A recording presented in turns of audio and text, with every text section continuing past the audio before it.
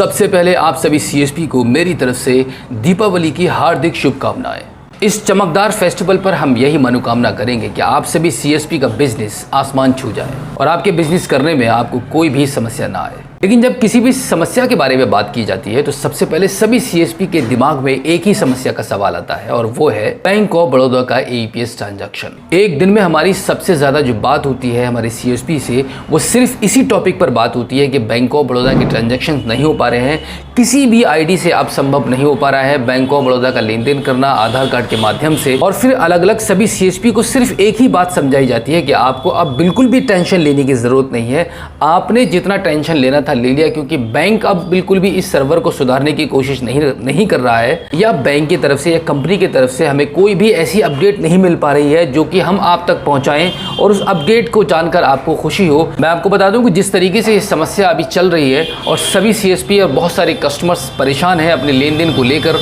अब शायद ही ये समस्या खत्म हो पाएगी, क्योंकि बैंक ने अब बहुत अच्छे से ये निर्णय ले लिया है कि एईपीएस ट्रांजैक्शन अब बिल्कुल भी शुरू होने वाले नहीं है। जिसकी सीएसपी आईडी पर ये काम बंद हो गया तो आप ये मान के चलिएगा कि आपकी सीएसपी आईडी पर अगर ट्रांजैक्शन नहीं हो पा रहे हैं तो अब ट्रांजैक्शन होना नामुमकिन है, बिल्कुल भी नहीं होंगे। जिन जिन सीएसपी भाइयों के सीएसपी आईडी के थ्रू अभी ट्रांजैक्शंस हो रहे हैं तो उनको भी ज़्यादा खुश रहने की ज़रूरत नहीं है, क्योंकि उनकी आईडी पर कब ये ट्रांजैक्शन बंद हो जाएंगे कोई कुछ नहीं कह सकता इसके बारे में। बैंक ऑफ बड़ौदा के ग्राहक की निकासी करने के लिए हमने आपको पिछली वीडियो में ये जानकारी दी थी कि अगर आप अपने ग्राहक का लेन देन करना चाहते हैं तो आप अपने ग्राहक को सजेस्ट कीजिए कि वो अपनी बैंक में जाकर, अपनी होम ब्रांच में जाकर एक एप्लीकेशन दर्ज करे एटीएम को लेने के लिए। जब उसके पास माइक्रो एटीएम आ जाएगा तो बखूबी वो आपके सीएसपी पॉइंट से डेबिट कार्ड या क्रेडिट कार्ड के थ्रू ट्रांजैक्शन कर सकता है। पिछली वीडियो में हमारी तरफ से ये सजेशन देने के बाद काफ़ी सारे सीएसपी ने इस चीज़ को प्रैक्टिकल में लिया है और अपने कस्टमर्स को समझा रहे हैं। काफ़ी सारे कस्टमर्स ऐसे भी ऑलरेडी हैं जिनके पास एटीएम कार्ड पहले से अवेलेबल है, तो वो अपना लेन देन आधार कार्ड के बजाय एटीएम कार्ड से करना शुरू कर दिया है।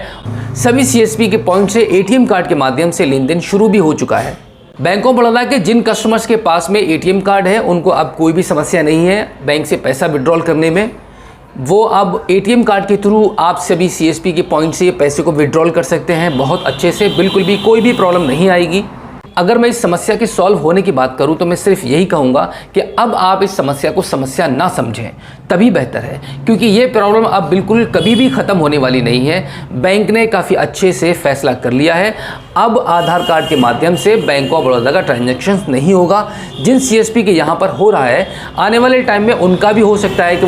वो लेन देन बंद हो जाए, उनकी भी आईडी को सर्वर में ब्लॉक कर दिया जाए, क्योंकि बहुत सारे सीएसपी अपनी 5-5, 10-10 डिवाइस को चेंज कर चुके हैं और कुछ दिन ट्रांजैक्शन चलते हैं और कुछ दिन ट्रांजैक्शन चलने के बाद बंद हो जाते हैं। यानी कि जितनी भी तरकीब, जितनी भी ट्रिक्स आजमानी जानी चाहिए थी वो सारी की सारी हो चुकी हैं। अब कोई भी ट्रिक और कोई भी जुगाड़ काम नहीं कर पा रही है बैंक ऑफ बड़ौदा का पैसा विड्रॉल करने के लिए। सिर्फ आसान सा एक यही रास्ता है कि आप अपने कस्टमर्स को जितनी जल्दी हो सके उतनी जल्दी सजेस्ट कीजिए, चाहे आप अपने हाथ से उसको फॉर्म भर के दीजिए और उसको अपनी बैंक में भेजिए कि भैया अपना एटीएम जाकर इशू कराइए। एटीएम आपके पास जब आ जाएगा तो आप हमारे पॉइंट से अपना लेन देन कर सकते हैं। साथ ही साथ में एक बड़ी जानकारी मैं आपको ये दे दूं कि आप बैंकों ने ये फैसला कर लिया है कि जिस बैंक का जो कस्टमर होगा उसी सीएसपी पॉइंट पर उसका लेन देन संभव हो पाएगा आने वाले वक्त में। जैसे कि कुछ बैंकों के उदाहरण मैं आपको दूंगा। सबसे पहला उदाहरण, सबसे बड़ा जो उदाहरण है वो बैंक ऑफ बड़ौदा का ही है। बैंक ऑफ बड़ौदा भी चाहता है कि उसका कस्टमर सिर्फ उसके ही सीएसपी पॉइंट पर या बैंक में जाकर ही अपने कैश को विड्रॉल करे।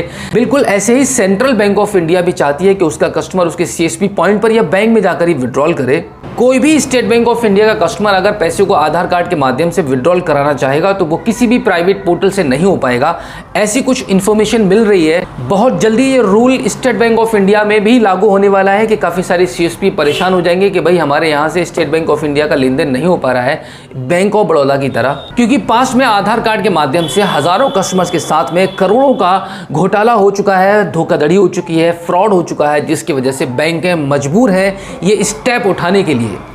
कि अब आधार कार्ड के माध्यम से लिमिटेड ट्रांजैक्शंस होंगे और लिमिटेड बैंक ही इसको अलाउ करेंगी आधार कार्ड के माध्यम से कस्टमर्स का पैसा विड्रॉल करने के लिए। तो अभी मैं उन सीएसपी को ये सजेस्ट करना चाहूँगा जिनके सीएसपी पॉइंट पर सबसे ज़्यादा बैंक ऑफ बड़ौदा के ही कस्टमर्स आते हैं, यानी कि उनके एरिया में इस बैंक ऑफ बड़ौदा की ब्रांच है और वहाँ पर सबसे ज़्यादा कस्टमर बीओबी का है, तो आपको मैं सजेस्ट करूंगा कि आप बैंक ऑफ बड़ौदा का CSP लेने की कोशिश कीजिए, जिससे कि आपके बिजनेस पर कोई लॉस ना पड़े और सही तरीके से आप अपने CSP पॉइंट को रन कर पाएं। बैंक ऑफ बड़ौदा के CSP को प्राप्त करना सभी CSP के लिए पॉसिबल तो नहीं होगा, लेकिन जिनके यहाँ पर सबसे ज़्यादा यानी कि मैं कहूँगा कि 90% से लेकर 100% तक अगर बैंक ऑफ बड़ौदा के ही कस्टमर्स आते हैं तो आप इस बारे में सोच सकते हैं, BOB CSP को प्राप्त करने की कोशिश कर सकते हैं। अगर आप चाहते हैं कि मैं इस टॉपिक पर वीडियो बनाकर दिखाऊं आपको कि बैंक ऑफ बड़ौदा का CSP कैसे आप आसानी से और बहुत जल्दी प्राप्त कर सकते हैं, तो उसके लिए मैं आपको बता दूं कि आप हमारे कमेंट सेक्शन में जाकर हमें लिखिएगा, बताइएगा कि आपको इसकी ज़रूरत है, तो डेफिनेटली हम कोशिश करेंगे हम आपके लिए एक सरल और आसान सी वीडियो लेकर आएँ जिससे कि आपको आसानी हो पाए बैंक ऑफ बड़ौदा का CSP लेने में। और इसी के साथ आपसे गुजारिश करूंगा, अगर आप पहली बार हमारे स्मार्ट शॉप यूट्यूब चैनल पर आए हैं या फिर आपने अभी तक हमारे स्मार्ट शॉप यूट्यूब चैनल को सब्सक्राइब नहीं किया है, तो प्लीज़ एक बार सब्सक्राइब कर लीजिएगा और बेल आइकन को भी प्रेस कीजिएगा। तो दोस्तों, इस वीडियो में फिलहाल इतना ही। मिलते हैं आपसे किसी और एक अगली वीडियो में एक नई जानकारी के साथ, एक नई अपडेट के साथ और एक नई जोश के साथ। तब तक के लिए जय हिंद।